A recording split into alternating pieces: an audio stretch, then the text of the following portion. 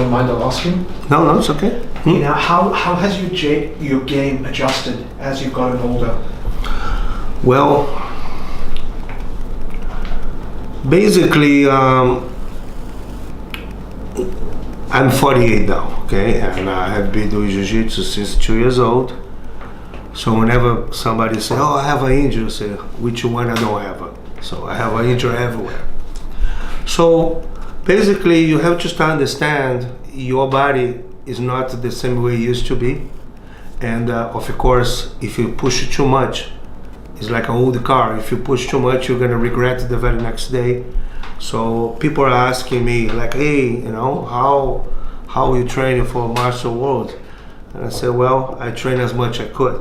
I did not push anything. I try to do my conditioning training because I need to lose weight, you know, to compete because I was a little bit heavier than normal, and to prevent a little bit of the injuries because with a little bit of exercise and mobility, you help in my body. Because, you know, everything you do in jiu-jitsu is to break something or to put the person to sleep. So, and at the level you are, they're pretty much allowed to do anything. Wrist locks, foot locks, toe holds, knee bars. So everything comes. So if you're not mobility prepared, you eventually gonna hurt yourself during the training or during the competition. You know, you never know what's gonna happen. But what is the adjustment is, I try just, you know, working the foundations of the game I learn, adjust a little bit with the new things that come, try figure out what they're gonna do, and in that way get the best feedback to my game, you know, see what is gonna be the best approach. I'm not gonna do any berimbolo because if I do that, I'll probably break my neck because I'm too old. I'm not gonna do 50-50 because I have injuries in the groin, so it's gonna be hurting myself, so it's not gonna be good. And I will do a Carlson Gracie game, basic, take down, control, and make sure I protect myself if I'm in the bad situation. Choose the good partners to make sure the person rolling with you don't try, you know, hurt you. Because you know, if you train jiu-jitsu for a little bit, you know when the guy come to try prove a point. So if you get that, it's gonna be the 5 minutes roll and say thank you very much and not happen anymore. You know, so choose the persons to training and try evaluate your game towards to what is coming in the new generation and try see, because you never know who you're gonna face. But in the master level, after master 2, very difficult to get guy off after 40 years old. Is gonna be doing a new generation game. It's not gonna be. What about guard game for an older grappler? What guard game do you think is most suitable? Well, I like close guard, and I'll go for half guard. You know, because you know it's so much with the grips, and you know, nobody play standing up anymore because too old. Me too. So they pass on the knees. Yeah. So you're not gonna be playing spider guard because they're in the knees. So you better shoot for or half guard or close guard is the best games for after 40. Mm-hmm. Doesn't hurt so much yourself. You know, you're not there as fast when they start doing toreando. So you want to keep them close as much as possible. Do you think there's a merit as an older grappler in focusing more on drilling than hard sparring in a build-up to a tournament? Well, I think they specifically train it, you'll be the best because you focus in each part of the game. So today we're training close guard, so you try open my guard, I try keep the guard. You know, we work in the side control, I try recompose, I try submit. So I think it's more valuable because, you know, like I said, when it's a 5 minutes match, and when they get to the position, you have to make it happen or you're gonna be there forever. So if you get the side control, you get the referee telling you to move, you have to get a good controlling and switching bases and this and that, and the person about to have to make sure as soon as possible get away. So the specific training is working better, because if you're in a close guard, you have to make it happen, so you have to attack, and the same thing the person at top, they have to open the guard. It's not going to be flow game.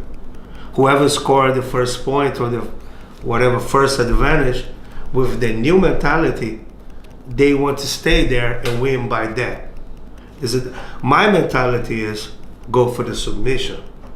That's what I'm looking for, because that's how I raise it, that's how I learn. But nowadays, everybody go by advantage and point. So if you're not prepared to make the move faster, if you start losing, it will be very, very difficult.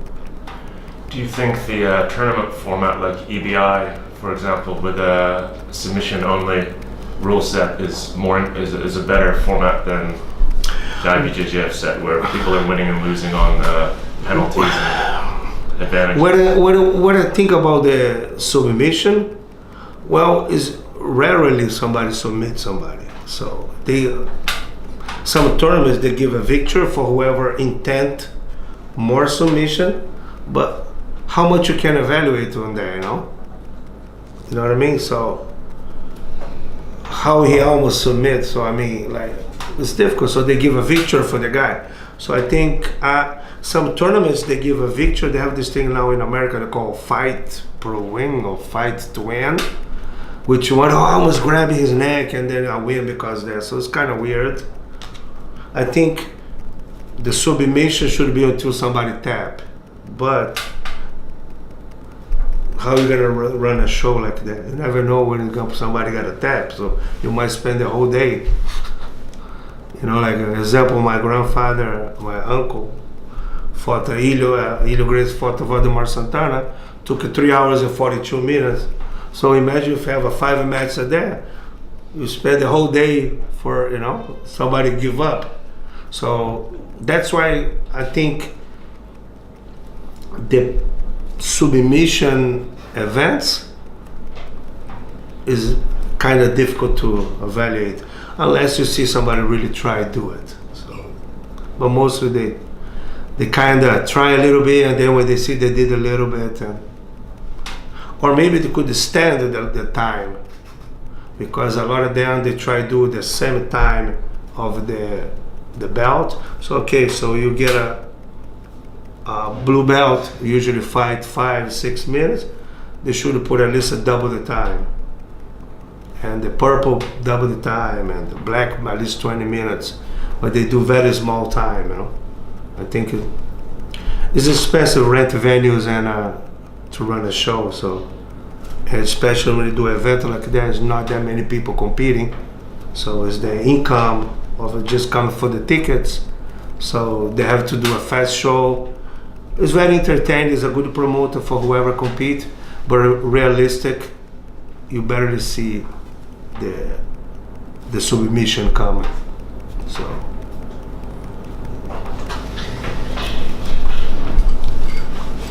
Okay, this is from my own personal experience. Okay. It's regarding techniques that are allowed in jiu-jitsu. And from my experience, when I go to Phuket and train with Alavo, we have someone who's from Russia who has a white belt, and he can heel hook and knee bar and toe hold because he's done sambo for 5-10 years, whatever. Yeah. How do you feel about that rule set in jiu-jitsu now? Well, like I said, the IBJJF rule try to prevent of, like for the new guy, doesn't know how to defend heel hooks or especially toe hold. Foot locks is okay because it's straight foot lock. You're just gonna, that's it, but heel hooks, for whoever knows about, you're gonna damage your knee, can be permanently. So I think, the IBJJF rules set the way for prevent, but I'm not against somebody actually apply that. So should it be like that type of event, they allowed the kind of style. Is there still a stigma that heel hooks are a low class sort of like a not anymore? No. And seriously, this is like an old thing, you know, like back in the days, many years ago, when nobody knew about jiu-jitsu, and Rio de Janeiro, it was 4 schools. So all this, they call it outside of the South Zone, that we call the suburbans, the people live in the suburbs. So they all apply footlocks and heel hooks and that kind of stuff. But the Grace Academy, nobody do. So they try more chokes, arm locks, but nowadays, whatever was horrible before was like a very good skill. You know, is